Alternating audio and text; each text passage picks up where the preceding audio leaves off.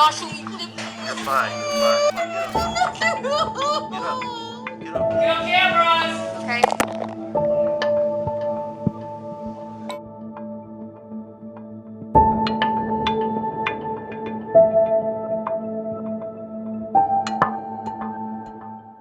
You know what? Stay here, because we got nothing to hide. Police in Chicago call this an investigatory stop. They're only supposed to do them if they believe someone committed or is about to commit a crime. As they call it, an investigatory stop. Police claim they stopped this man and pointed a gun at him because they didn't like the way he walked. So all I saw was you coming up with you're walking. You saw us. You went like this. And that's what I saw. And that's what my partner saw too. The man was not a suspect and was just being picked up at an L stop by his mom. So you pulled the gun out because what did you think he was doing? No tasers, no nothing, just instant gun. The city spent millions of taxpayer dollars to equip officers citywide with body cameras. We got recordings on everything. Okay.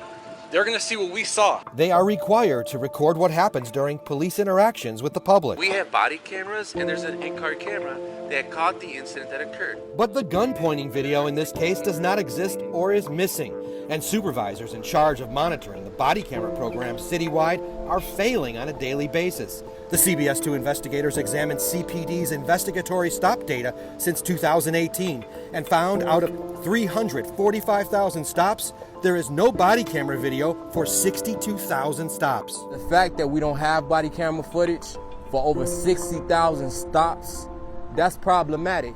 William Calloway is the community activist who fought for body cameras and transparency after the Laquan McDonald killing. With this information that you're giving out, the whole city should be livid.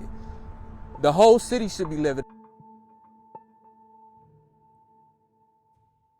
What you just watched was only a slice of our years-long CBS 2 investigation left in the dark. Our reporting on how body cameras, a key taxpayer-funded tool meant to protect both officers and citizens, were supposed to improve transparency. Instead, they've been misused, or as we discovered, not used at all. And we're not just talking a few incidents, we're talking tens of thousands. Police interactions never captured on body camera. And when it comes to accountability, the problems are often unchecked. All of that leaves families, communities at large, in the dark. CBS 2 has never done any report like this. I want to bring in the investigators behind it all. CBS 2 investigator Dave Savini, CBS 2 investigative producers Sama Assad and Chris Hacker. Thousands of interactions with civilians where you as a team found officers failed over and over, literally tens of thousands of times, to turn on their body cameras, failed to record any video, and supervisors aren't always checking or disciplining officers either. The story didn't fall into your lap. You really had to dig into this one to find the info. Dave, let's start with you. How'd you do it? Well, Brad, we're talking about just 62,000 stops here. It's a lot when you think about how many investigatory stops were done. It's about 20% almost of all investigatory stops where there was no camera rolling or somebody wasn't wearing a camera.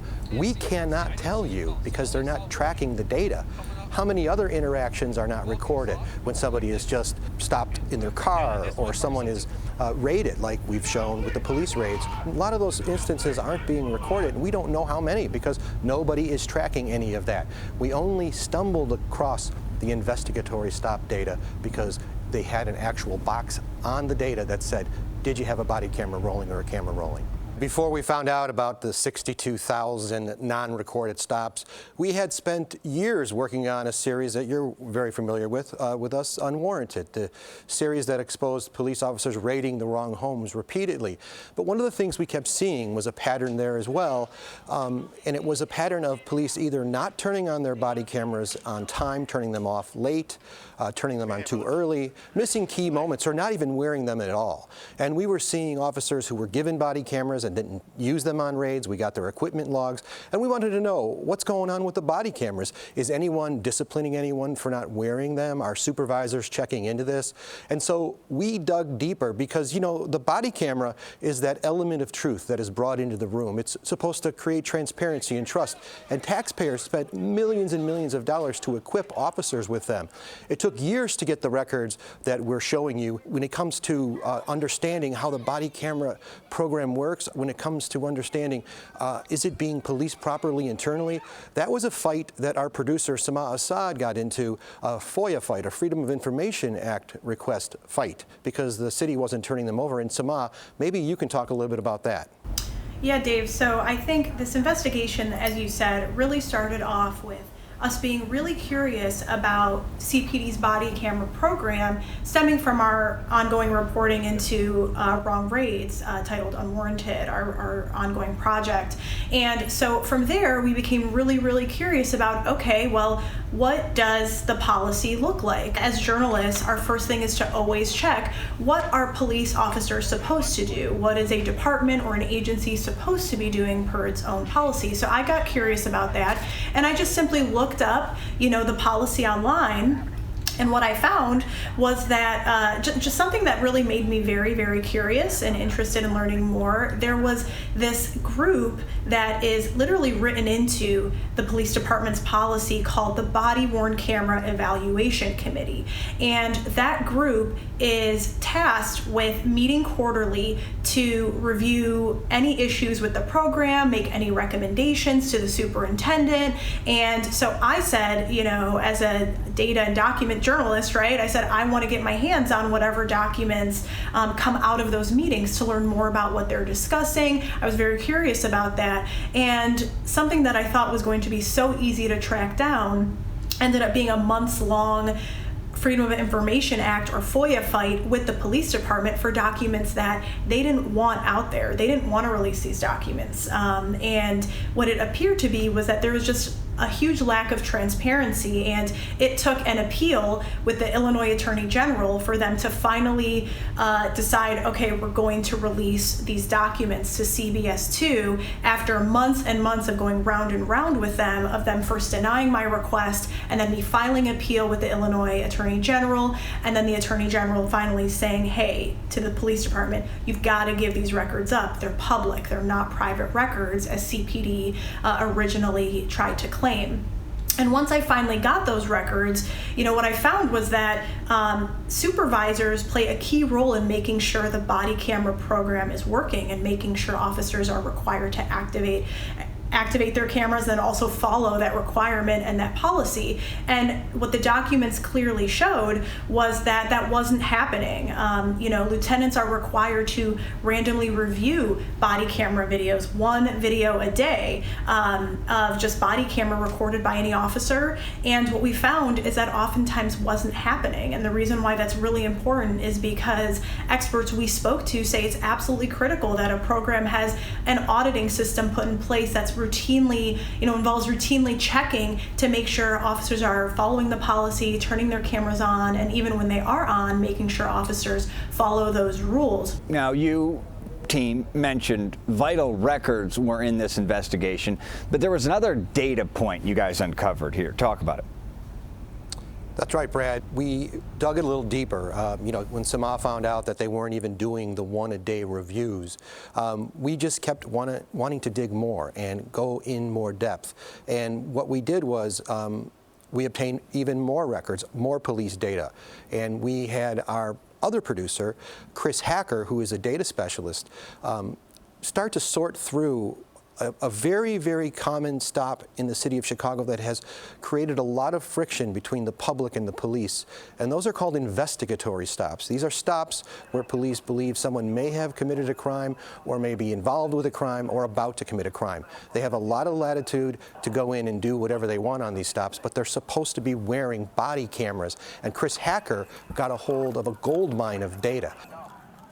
Yeah, Dave, and the way we got into this project was sort of interesting. I sort of stumbled into it. Sama was talking to me about some of the records she had gotten in the FOIA fight she'd been through.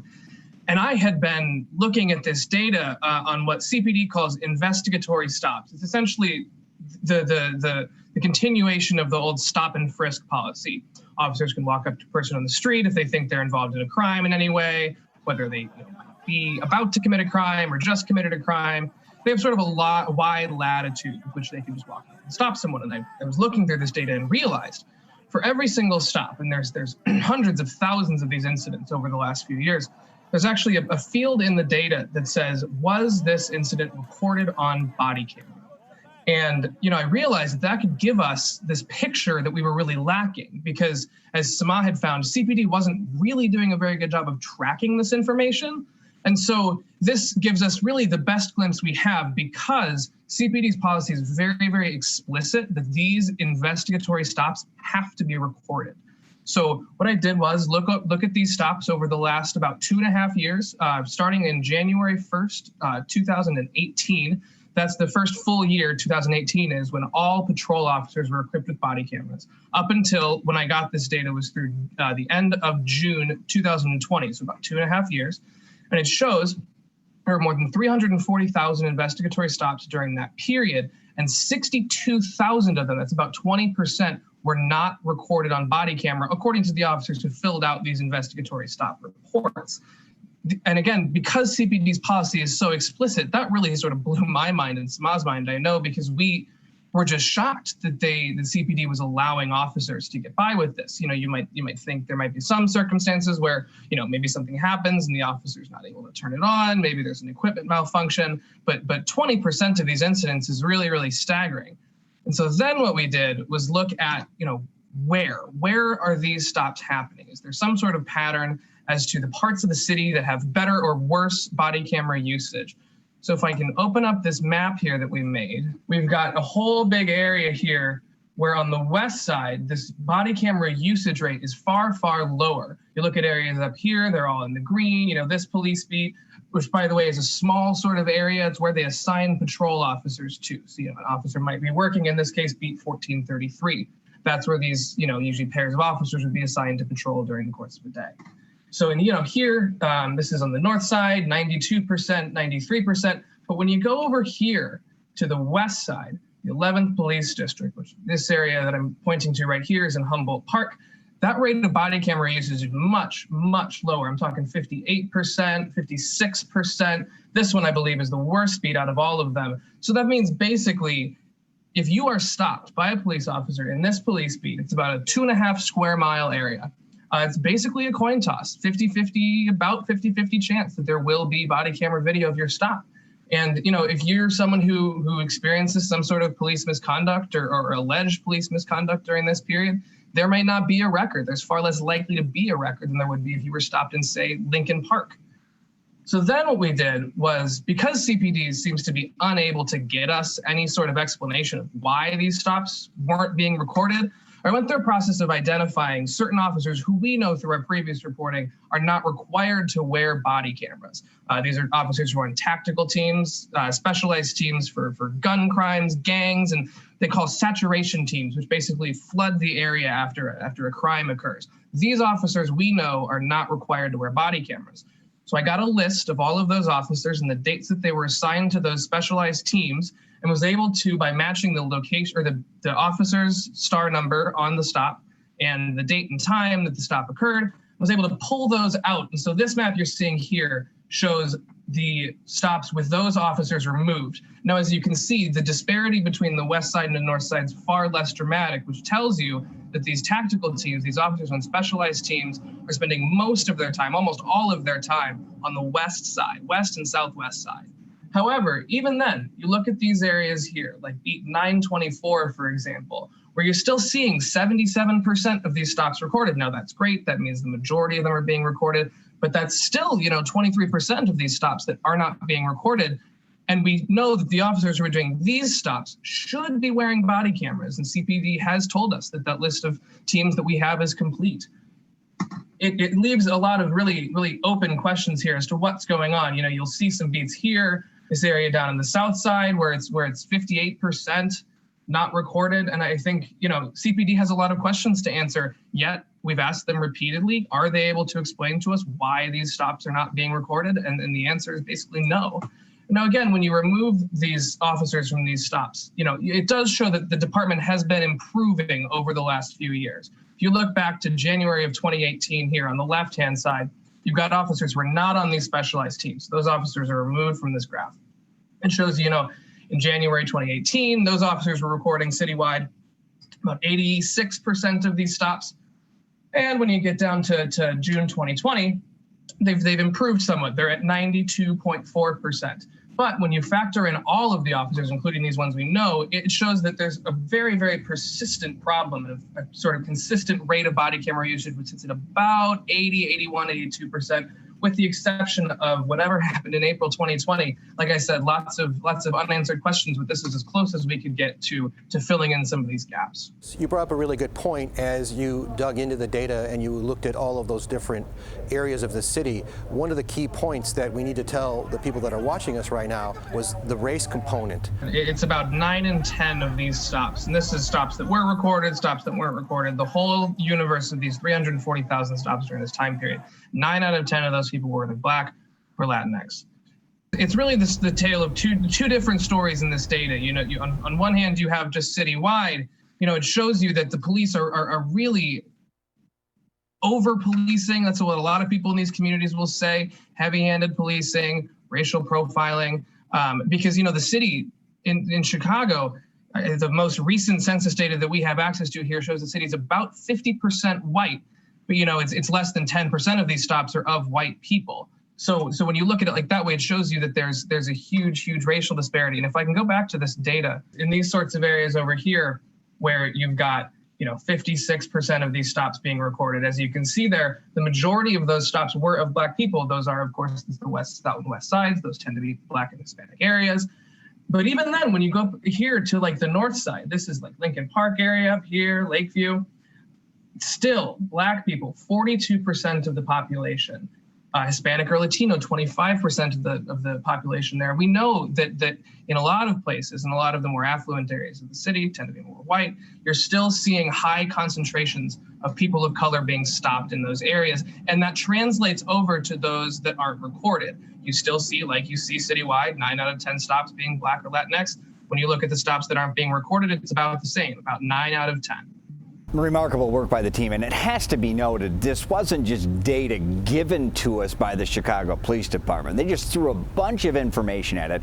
The CBS 2 investigators put together that data. That information you're hearing, the 9 out of 10, we were able to delineate that. 62,000 stops, 62,000 real people affected who have no video evidence of what happened. But it's not just the stops, it's body camera usage in general in a variety of situations. Dave, you were on the streets in the aftermath of the shooting in Inglewood this summer that led to a night of violence in the city. And again, in that case, CPD shot a man, no body camera footage. Brad, yeah, I was in the Inglewood area right in the aftermath of that. When Latrell Allen was in an alleged shootout with police said he shot at them and they fired back. Well, we're used to hearing that there's body camera footage of these big shootings or these situations where someone dies in police custody. When that happened, we found out that there was no body camera footage. We broke that story that no one was rolling a body camera of the actual moment when shots were fired. So they can't come to the table and say, here you go, here's the footage, this is what actually happened. We did that story on the news that night, and very quickly, COPA and the city went out and started to scour the neighborhood. They started to look for videos from the public. They looked for pod cameras. They looked for security cameras on people's doorbells, on the sides of their houses. And this is what they have to deal with now because they didn't have cameras on those officers. And that team of officers that was involved with that shooting, it correlates to what we found in the 62,000 stops. Those officers were from special units that didn't have body cameras to begin with. So when they created this next special unit, the community safety team, those were the teams that the mayor put out in these areas during these, and the police department put out in these areas during these situations this summer. Those guys didn't have, and men and women didn't have body cameras. So now, after we did the Inglewood investigation, the city has equipped those officers on that community safety team with body cameras. So you're starting to see more and more cameras being implemented on these specialized units, but we still don't have them on SWAT, we still don't have them on the gang unit, we don't have them on the gun unit, and we don't have them on the narcotics team. That's a lot of police officers that are walking around on the street every day with no body camera. So I think kind of an oversimplification here, considering seeing our report for the first time, CPD may actually be learning of how flawed the system is. But Dave, to you, again, an oversimplification, but how do you fix the problem, and how can CPD make sure they hold officers who don't follow the rules, don't use the body cams? How do you hold them accountable? You know, the body camera program may look good on paper, but if you don't follow the rules and there are no consequences, you're not going to get any better. You're not going to be able to police it. You're not going to be able to supervise it. And no one's going to be held accountable when they don't use it. We showed you some video of a man who was pulled over by police. We didn't reveal his name. The CPD blurred out his face. You're going to meet that man later tonight at 10, and police pointed a gun at him. He wasn't a suspect for anything. He was an innocent man. And he wants to see the video. He wants to see the body camera video. And that's how we got into this a little deeper, to humanize it. Here's a case where a guy has a gun pointed at him for no reason. An incredible use of force, putting a gun to somebody's chest. And it is a use of force when you point a gun at somebody. They could be terrified, and this man was terrified.